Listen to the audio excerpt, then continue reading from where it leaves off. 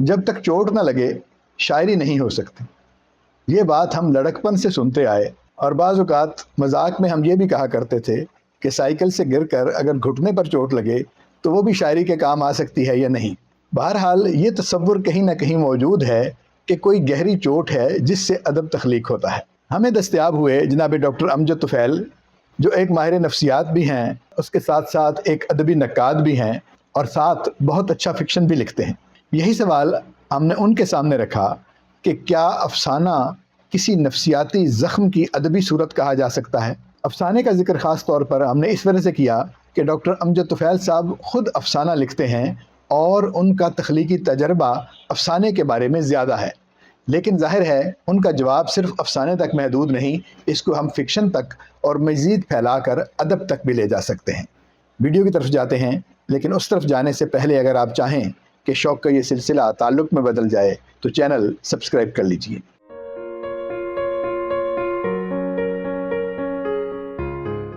السلام علیکم، عابد سیال حاضر ہے ادارہ اردو کے سلسلے ایک سوال کے ساتھ، اور آج اس ایک سوال کے جواب کی تلاش میں مجھے دستیاب ہوئے ہیں جناب ڈاکٹر امجد طفیل صاحب۔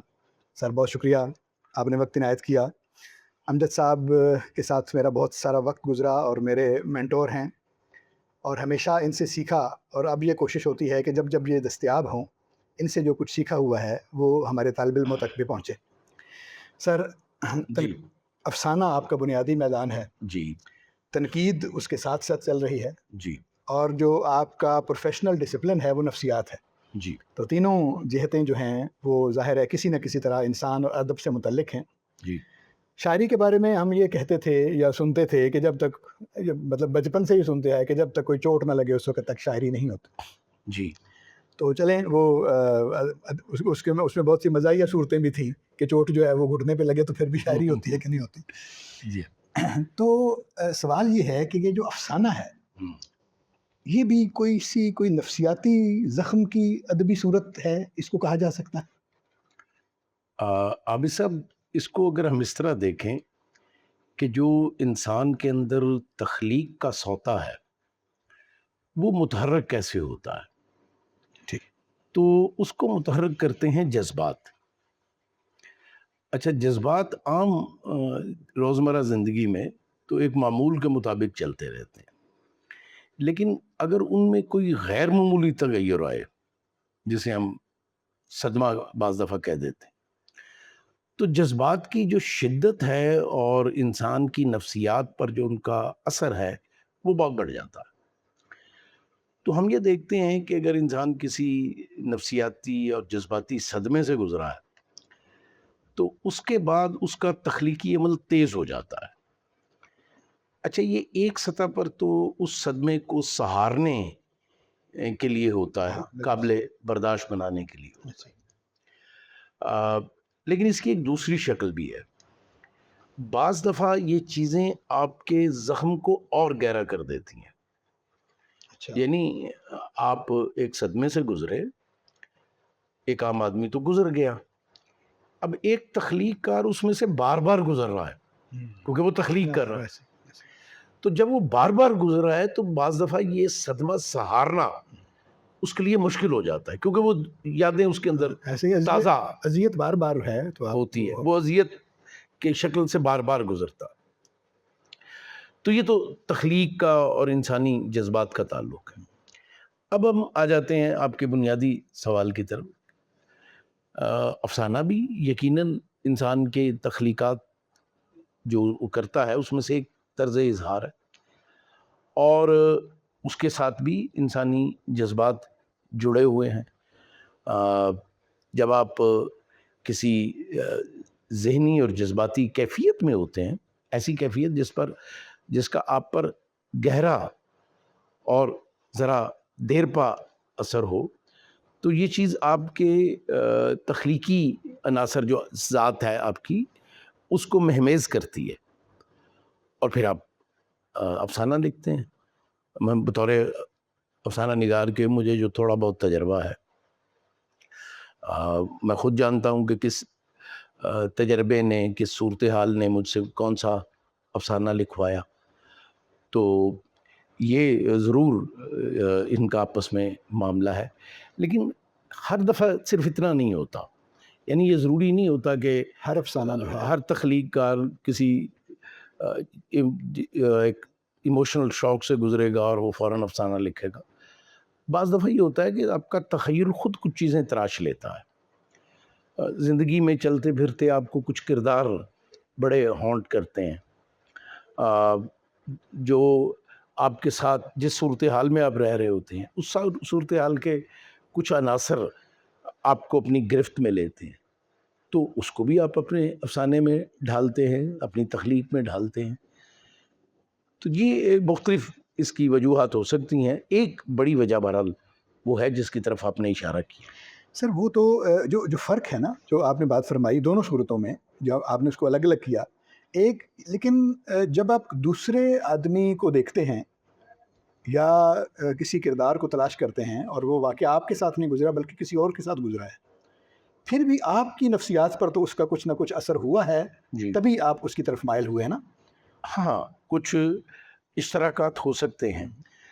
دوسرا مجھے عابد صاحب یہ لگتا ہے کہ تخلیق کار ایک زندگی نہیں گزارتا، عام آدمی ایک زندگی گزارتا ہے. تخلیق کار بہت سی زندگیاں گزارتا ہے. وہ اپنے میں فکشن کے حوالے سے خاص طور پہ بات کر رہا ہوں، وہ اپنے کرداروں کی زندگی بھی گزارتا ہے. بالکل صحیح. وہ اپنے ارد گرد جو سچویشن ہے اس میں بھی ایک سے زیادہ صورتوں میں لیو کرتا یہ ہے. بات تو پھر سپورٹ کرتی ہے نا اس کو، سپورٹ کرتی ہے. اس بات کو جی کہ ظاہر ہے ہر چیز کا اثر بالآخر آپ کی نفسیات پر آپ ہے. آئے گا. جی ہاں. دیکھیے نا، آپ کی مختلف پہلو ہوتے ہیں نا آپ کی شخصیت کے، ایک پہلو تو نہیں ہوتا نا. تو ایک ہی واقعے کو اگر آپ مختلف جہات سے دیکھتے ہیں تو اس کا مطلب ہے کہ آپ مختلف طرز پہ چیزوں کو انڈرسٹینڈ کر رہے ہیں، اور یہ بات آپ کے اندر آئے گی. اچھا یہ بھی ایک ہے، ہم نفسیات میں بھی یہ بات کرتے ہیں کہ ایک ہی بات کا اثر تمام لوگوں پہ ایک جیسا نہیں ہوتا. اس میں بہت سے فیکٹر کاؤنٹ کرتے ہیں. مثلا اس بات کا آپ کی زندگی کے ساتھ کیا تعلق ہے، کتنی اہمیت ہے. مثال میں اکثر دیتا ہوں اپنی سٹریس مینجمنٹ کی ٹریننگز میں. کبھی امتحان سارے طالب علم دیتے ہیں، لیکن امتحان کا کتنا سٹریس ایک طالب علم فیل کرتا ہے، یہ اس پہ ڈیپینڈ کرتا ہے. جو بچے بڑے ہائی اچیور ہوتے ہیں ان پہ بہت زیادہ سٹریس ہوتا ہے. جو ہمارے جیسے ہوتے ہیں کہ اچھا چلو یار اگر پاس بھی ہو گئے وہ نیچے سے اوپر جا رہے ہیں، غنیمت ہے، تو وہ کہتے ہیں وہ زیادہ سٹریس نہیں لیتے. تو واقعہ تو ایک ہی ہے لیکن اس کا لیول آف سٹریس ڈفرینٹ ہو گیا. تو اسی طرح واقعہ تو ایک ہی ہوتا ہے لیکن وہ واقعہ مختلف لوگوں کو مختلف طرح سے متاثر کرتا ہے. اور تخلیق کار کو وہ ایک اور سطح پہ متاثر کرتا ہے. یعنی وہ صرف عام انسانی سطح نہیں ہوتی، اس کے اندر کچھ اور ہوتا ہے جو اس کے اندر ایکٹیویٹ ہو جاتا ہے، اور وہ جب ایکٹیویٹ ہوتا ہے تو پھر وہ لکھتا ہے. یہ جو میرے ذہن میں بھی ایسے ہی یہ لفظ آ گیا تھا تو اس وجہ سے میں نے لگا دیا. اب میں نے جب اس کو دوبارہ سوچا کہ ہمیں کہ نفسیاتی زخم کی ایک صورت ہے. جی اور پہلے بھی ایک آدھ دفعہ ہمارے ایک دوست نے بہت اچھی بات کی تھی کہ جو ادب ہے وہ المیوں کی دریافت کا نام ہے، ہاں کہ آپ نئے سے نیا المیہ دریافت کرتے ہیں. ارسطو سے لے کے کہ اس نے المیہ کہا اور اس کو گہرا اور دیر پا اثر وغیرہ وغیرہ. میرا یہ بھی ایک مستقل سوال رہا ہے کہ ہر دفعہ المیہ ہی کیوں؟ یعنی انسان کی جو روح ہے یا اس کا جو نفسی اس کا پیٹرن ہے یا اس کا معاملہ ہے اس پر صرف المیہ ہی کیوں اثر چھوڑتا ہے؟ ذرا سرشاری بھی ایک کیفیت ہے. تو ہمارے ہاں خاص طور پہ اردو ادب میں تو خاص طور شاعری میں مطلب رونا دھونا اور اس طرح کے معاملات جو ہیں وہ اس طرح تواتر سے آتے ہیں کہ ایسا لگتا ہے کہ شاید خوشی کا کوئی معاملہ یا سرشاری کا کوئی معاملہ ہے ہی نہیں یا بہت کم ہے. اچھا ایک اور بھی بات ہے کہ ہم اپنی کلاسیکی شاعری میں جاتے ہیں تو وہاں پہ ذرا زیادہ نظر آتا ہے ہمیں تنوع، وہاں پر موجود ہے. خاص طور پہ آپ نذیر اکبر آبادی کو، میر کو، ان لوگوں کو جب پڑھتے ہیں تو ان کے ہاں گہرے دکھ غم کے ساتھ ساتھ ایک پھیلاؤ ہے جس میں خوشی کے، سرشاری کے، اٹکھیلی کے بھی بہت سارے پہلو بھی ہیں. لیکن آہستہ آہستہ ہم نے یہ سمجھ لیا یا اس طرف آ گیا ہے ہمارا ادب کہ شاید کوئی ٹریجڈی، کوئی المیہ، کوئی زخم اس طرح کا ہی بڑا ادب بنا سکتا ہے. اور عسکری صاحب نے تو کہا تھا کہ زوال کی جو ہیں اس کا یعنی انحطاط پسند مصنفین جو ہیں ان کے اثرات بہت ہیں، آپ کو یاد ہے. جی جی تو وہ ہے کوئی بات یا اسی میں سے وہ سوال بھی نکل نہیں آتا ہے؟ ابھی صاحب دیکھیے دو باتیں ہیں. انسانی زندگی کے دو ہی پہلو ہیں, المیہ پہلو ہے اور نشاطیہ ہاں، پہلو. کبھی خوشی کبھی غم جو. اچھا یہ انسانی نفسیات کے اندر کچھ چیز ہے کہ وہ غم کے لمحات کو زیادہ لمبا محسوس کرتا ہے, اور جو خوشی اور نشاط کے لمحے ہوتے ہیں وہ اسے لگتا ہے جلدی گزر جاتے ہیں. ٹھیک. اچھا اس میں بعض دفعہ ایک اسٹڈیز بھی کی گئیں کہ لوگوں کو یہ پوچھا گیا کہ انہوں نے کتنا وقت گزارا ہے جب وہ کسی ہاں اچھا ہاں ٹھیک ہے. غم کی صورتحال میں تھے, اور پھر یہ پوچھا گیا کہ انہوں نے کتنا وقت گزارا ہے جب وہ ذرا مہینے خوش وصل تھے. کے مہینے وصل کے گھڑیوں کی صورت اڑتے جاتے ہیں مگر گھڑیاں جدائی کی گزرتی ہیں مہینوں میں. اچھا اب یہ نفسیاتی پرسیپشن ہے ٹائم کا. اچھا یہ ہے, اب یہ اس کی گریں کہاں انسانی نفسیات کے اندر گڑی ہوئی ہیں, اس پہ بھی سارا اصل تحقیق ہونا باقی ہے. لیکن انسان کے اندر یہ ہے بات کہ وہ لگتا ہے, اسے یہ لگتا ہے کہ ٹریجڈی بڑی لمبی ہے, اور لیکن اگر ہم ایک عام آدمی کو لیں اور اس کی زندگی میں خوشی اور غمی کے تناسب دیکھیں تو اس کو زیادہ فرق نہیں ہوتا. ہاں برابر ہی ہے. نارمل آدمی میں یعنی ہو سکتا ہے کسی میں ہاں جو غم زیادہ ہو, غم پسند آدمی ہے جی کسی میں خوشی زیادہ ہو, لیکن ایک نارمل آدمی 50-50 یا 45-55 کی رینج میں رہتا ہے. ہاں وہ فیل یہ زیادہ کرتا ہے کہ بھئی میں اگر کوئی غم آ گیا ہے, کوئی تکلیف آ گئی ہے, کوئی مشکل آ گئی ہے تو وہ جو ہے اس کو زیادہ فیل کرتا. میں آپ کو ایک مثال دوں, میں والدین میں سے کوئی فوت ہو جائے, آپ ساری عمر اس غم کو, اس شدت کو فیل کرتے ہیں. اللہ نے آپ کو بچے بھی دیے ہوتے ہیں. ہاں, اور آپ نے بہت سا وقت ان کے ساتھ گزارا بھی ہوتا ہے پہلے. اچھا وہ بچے کی جو اس دنیا میں آنے کا لمحہ ہے وہ کچھ عرصے بعد آپ کو یاد ہی نہیں رہتا. ہاں وہ کتنی بڑی خوشی تھی, کتنی بڑی خوشی تھی. اب وہ آپ خوشی دی اب, لیکن وہ آپ کے ذہن سے نکل گئی.